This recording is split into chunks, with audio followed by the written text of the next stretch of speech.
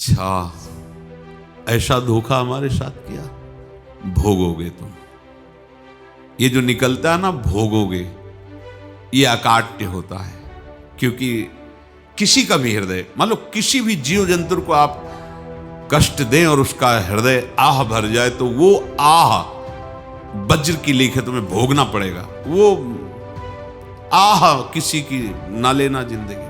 कोई ऐसा कोई आह भर करके कह दिया तुम समर्थ हो, हम तो कुछ कर नहीं सकते, वो अंदर से दुखी, फिर तुम्हारी सामर्थ्य काम नहीं करेगी, मिट्टी में मिला देगी। ऐसा नहीं कि आप जो कर रहे हैं कोई देख नहीं रहा, कोई हिसाब किताब नहीं, जो कर रहे हैं अवश्य में भोक्तव्यम, बहुत सावधान।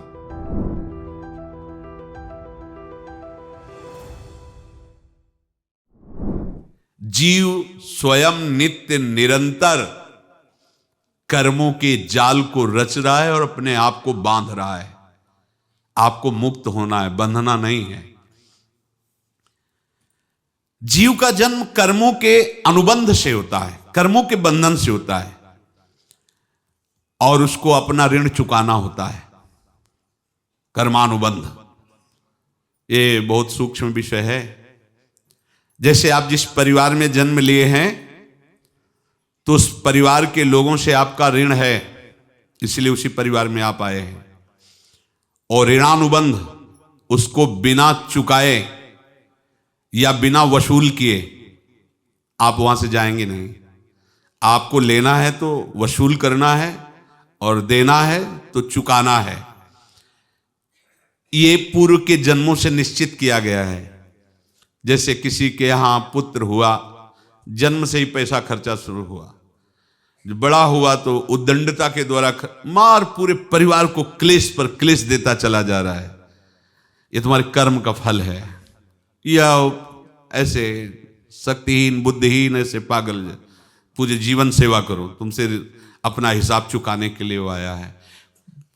अब परिवार के जो सदस्य जुड़े आके, मतलब पत्नी आते ही पूरी हृदय में आनंद, परिवार में आनंद, और जीवन भर वो आनंद ही सुख देने के लिए उसका जन्म हुआ। वो अपना ऋणानुबंध मुक्त, और आते ही भयंकर क्लेश खड़ा कर दिया, बीच में दीवाल और झगड़ा वैसा, फिर अतरे दिन मारपीट शुरू, कलह अशांति, पूरा जीवन नरक हिसाब करने आए। यहां ऋण चुकाए बिना कोई जा नहीं सकता, ऋण चुकाना पड़ेगा। किसी का ऋण वसूल करना है तो किसी को ऋण चुकाना है, दोनों काम करने होते हैं। अनेक जन्मों में अनेक लोगों के साथ हमने जो बर्ताव किए हैं, अच्छे या बुरे, वो होंगे। अब किसी आदमी को हम जानते नहीं, अचानक मिला, अचानक टक्कर लगा और मार पीट गाली गुप्ता सब कर दिया, चुपचाप सह लो। क्यों? ये आपका हिसाब है, पूर्व का हिसाब। हमारा उससे कोई द्वेष नहीं, कोई संकल्प नहीं। अचानक घटना घटी और हमसे द्वेष करने लगा, हमें पीटने लगा, हमें गालियां दे, ये हिसाब है, चुपचाप सह जाओ। अपने घर का भाई ही भारी दुश्मन बन गया और क्लेश दे, हिसाब है। एक प्रभुदत्त ब्रह्मचारी जी की वाणी में पढ़ा था, एक महात्मा जी भ्रमण करते थे, तो उस समय असरफियां चलती थी, मोहरे असरफियां, तो उनको भेंट में देते लोग। तो या तो ठाकुर सेवा में लगे तत्काल, या संत सेवा में तत्काल लगे, उसका संग्रह करके डोलना ये ठीक नहीं है बैरागी के लिए, सिद्धांत में ये ठीक नहीं है। तो जब 2, 4, 6, 8 ऐसे मोहरे हुई, तो उन्होंने विचार किया कि और भ्रमण करके जब काफी मोहरे हो जाएंगी, तो प्रयागराज में जब कुंभ पड़ता है, एक बार पूरे सब अखाड़े के संतों को, अलग अलग संप्रदाय सब संतों को बुलाएंगे और सबको पुआएंगे। अब साधु है तो यही विचार करेगा, और क्या विचार करेगा। तो उन्होंने ऐसे डंडा बनवाया, बेंत, जो ऊपर से चूड़ीदार और भीतर पोला, और मोहरे उसमें डालते गए। और भ्रमण, जहां जहां श्रद्धालु भगत थे सबके यहां जाना, और इच्छा रखना कि एक मोहर तो दे दे दक्षिणा में। कामना कोई भी हो वो बांधती ही है, ध्यान रखना। इसीलिए प्रभु जो चाहे वो करे, अपनी चाह नहीं रखनी चाहिए, अपनी चाह प्रभु की चाह में मिला देनी चाहिए। धीरे धीरे वो छड़ी भर गई। भ्रमण करने वाले महात्मा चूड़ी लगाई, इंतजार करते रहे। जब प्रयाग का कुंभ पड़ा तो चले। तो रास्ते में एक गांव में पूछा जाता है, जैसे कहीं रुको कि कोई श्रद्धालु ऐसा है जो संत सेवी है। तो कुछ लोगों ने बताया, हाँ एक परिवार है बहुत संत सेवी है और आपको मिलाते हैं उनसे। हाँ ये महाराज घर में रुका, खूब अच्छा हलवा पूड़ी पवाया और जो घर के मालिक थे चरण दबाए। चरण दबाते दबाते उनकी दृष्टि पड़ी उस डंडे पे। इतना मोटा और ऊपर से कुछ चूड़ी सी भी नजर आ रही, इस डंडे में तो कोई रहस्य है ही है। अब महात्मा जी को खवा पिला के सुला दिया। महात्मा जी जब सो गए तो पत्नी से धीरे से कहा, वो डंडा लाओ बाबा जी का डंडा। वो चूड़ीदार जो ही खोला पलटाया तो सैकड़ों मोहरे। ऐसे संत रोज पधारे भगवान, तुम आनंद हो जाए फिर क्या। पत्नी से कहा नाप के कंकड़ लाओ। वो तो महात्मा जी तो खाए खीर पूड़ी, आराम से सो रहे। रात में पूरी प्लानिंग करके उसमें कंकड़ भर के चूड़ी लगाकर सिराने रख दिया, सारी मोहरें हटा ली। महात्मा जी आराम से छड़ी उठाए तो वजन पक्का। वैसे बड़े लोग चतुर होते हैं, पर ये नहीं जानते कि कर्म कितना भयानक होता है। और उनकी कोई संतान नहीं थी, पर धन में इतना प्रेम उनको था। बहुत सावधान। साधु महात्माओं के पास जो अर्थ है, गृहस्थी अगर आता वहीं से है, पर अगर उसको जोर जबरदस्ती या किसी छल कपट से, तो वो उसका विनाश ही करता है। आज तक का प्रमाण है। अब उनको ये भाव पता नहीं होगा, या पता होगा तो लोभ के कारण वो उसको मान नहीं पाए होंगे। महात्मा जी गए प्रयाग में, किसी अखाड़े पर रुके और वहां प्रार्थना की कि कल जो है संपूर्ण अखाड़ों का निमंत्रण किया जाए और सब संतों को भोग पवाया जाए और उनको दक्षिणा भी दी जाए। महंत ने सोचा कि बहुत बड़ा है तो उत्सव है, क्योंकि प्रयाग में कितने हजारों संत महात्मा सब। तो उनका महाराज बोरों इसमें चीनी और टीनों घी लगेगा, सब व्यवस्था। बोले आप मंगाइए, एक एक हिसाब हम करेंगे, हमारे पास सब व्यवस्था है। बोले कुछ तो पहले दे दो, वो इकट्ठे देंगे हम। उनको था कि अगर हम छड़ी खोला और दो चार मोहरे दी, किसी को पता लग गया तो गड़बड़ हो सकती। बोले हम भंडारे के समय आखिरी में सब कुछ आपको दे देंगे। ठीक है। वो अपने पास से पैसे लगाकर खूब जितना सामग्री सब लाए, लाखों की, और सब संतों को निमंत्रण कर दिया। संत जन निमंत्रित हो गए, भंडारा बन रहा है। तब वहां के महंत है, उनका देखो भंडारा भी बन रहा है, संतों को निमंत्रण। अब आप अर्थ की व्यवस्था कीजिए, क्योंकि इतनी बड़ी हमारी सामर्थ्य नहीं थी जितना हमने किसी तरह हमने व्यवस्था की। अब मुझे अर्थ चाहिए, तभी आगे की व्यवस्था बढ़ेगी। संतों को दक्षिणा देंगे और जिनसे अर्थ लिया उनको दे। देखो रसोई बन गई है सब। उनका छत में विश्वास नहीं तो ये अभी चूड़ी खोली। उनको तो था ना कि मोहरे हैं, कंकड़।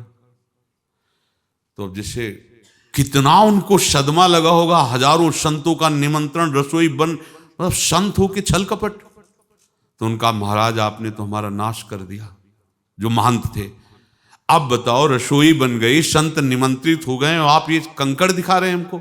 आपने तो हमें बर्बाद कर दिया, हमारी इतनी सामर्थ्य नहीं थी, आप पहले बता देते। संत होकर ऐसा छल कपट। अब वो बोले तो क्या बोले, क्योंकि उनको पता था कि मोहरे हैं इसमें। अंदर से उनका चिंतन गया उसी सेठ के पास, अच्छा ऐसा धोखा हमारे साथ किया, भोगोगे तुम। ये जो निकलता है ना भोगोगे, ये अकाट्य होता है। क्योंकि किसी का भी हृदय, मान लो किसी भी जीव जंतु को आप कष्ट दें और उसका हृदय आह भर जाए, तो वो आह वज्र की लीक है, तुम्हें भोगना पड़ेगा। वो देखो भीष्म जी को भोगना पड़ रहा है ना। सांप को ऐसे धनुष की नोक से उठाया और बंबूल के कांटों के ऊपर फेंक दिया, कई दिन तक शेदा हुआ, वो आह भर करके मरा। तो आपको 6 महीने बाणों की सैया पर आह किसी की ना लेना जिंदगी में। कोई ऐसा कोई आह भर करके कह दिया तुम समर्थ हो, हम तो कुछ कर नहीं सकते, और अंदर से दुखी, फिर तुम्हारी सामर्थ्य काम नहीं करेगी, मिट्टी में मिला देगी। फिर ये तो संत थे और भगवत आराधना के लिए, संत आराधना के लिए ही ऐसा किए हुए थे। अब इनका कैसे मुंह दिखाएं, अब क्या करें। सुबह संत जन आएंगे, सबके बीच में हमारी कि देखो इन्होंने, अब क्या करें। गए और संगम में जाके छलांग लगाई, अपने प्राण त्याग दिए। अब उनके तो पास मोहरे थी और व्यापार बढ़ा, और 9-10 महीने बाद ही लड़का हुआ। अब तो उनको कि संत फलीभूत हो गया। देखो व्यापार चल रहा, लड़का नहीं होता था, लड़का भी हो गया, बड़ा आनंद छा रहा है। जब से वो प्रकट हुए और धन की वृद्धि शुरू हो गई, पढ़ाई लिखाई में उनके खर्चा हुआ सब, बस बीमारी शुरू हो गई उनके शरीर में, अब उसमें पैसा जाना शुरू हुआ। इतने आसक्त तो वो दोनों हो गए कि कुछ भी हो, व्यापार ठप, संपत्ति बेचना शुरू। तो उन्होंने कहा कि बेटा मैं क्या कर सकता हूं तुम्हारे लिए। बोले हमारी अंतिम इच्छा है प्रयाग चलो, और जितने प्रयाग में संत महात्मा सबको एक बार भंडारा करवाओ, हमारी इच्छा अंतिम है, क्योंकि अंतिम यही इच्छा थी। तो बोले अब ज्यादा संपत्ति तो नहीं रह गई, तो बोले घर बेच दो, मेरे लिए ही तो है, बेच दो। मुझे लगता मैं बचूंगा नहीं, पर मेरी अंतिम इच्छा पूर्ण कर दो। घर बेच दिया, जेवर बेच दी। वहां गए, जब संत सेवा की तो बोले मुझे संगम तक ले चलो। संगम तक ले गए और बोले समझे तुम चुराए थे और हमने उसको छीना है, कुछ नहीं रह गया तेरे पास कुछ, अब केवल ममता और आसक्ति में जल कर मर और नरक प्राप्त कर। मैं वही महात्मा हूं जिसकी तूने मोहरे ली थी, शरीर छोड़ दिया। महात्मा को जन्म लेना पड़ा और इनको दुर्गति भोगनी पड़ी। ऋणानुबंध होश में, ऐसा नहीं कि आप जो कर रहे हैं कोई देख नहीं रहा, कोई हिसाब किताब नहीं, जो कर रहे हैं अवश्य में भोक्तव्यम, बहुत सावधान। अनेक जन्मों में अनेक लोगों से जो कुछ लिया दिया है, इस लेने देने को मिटा देने के बाद ही तुम मुक्त हो गए। इसीलिए एक उपाय है, लेना न देना मगन रहना। क्या? मालिक को समर्पित हो जाओ, मालिक को अपना माना हुआ समर्पित कर दो, खत्म। अहम त्वाम स्वरूपापेभ्यो मोक्षयिष्यामि, सब खत्म, आगे पीछे लेना देना सब खत्म।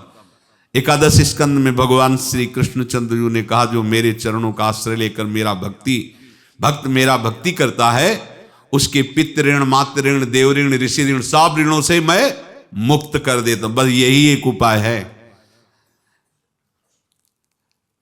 जो इसके बंद करने का उपाय भक्तों के लिए है, वो यही है, भगवान की शरण में होकर अपना माना हुआ पूरा भगवान के अर्पित कर दो। अर्पित करने का तात्पर्य उसमें अहम हटा दो।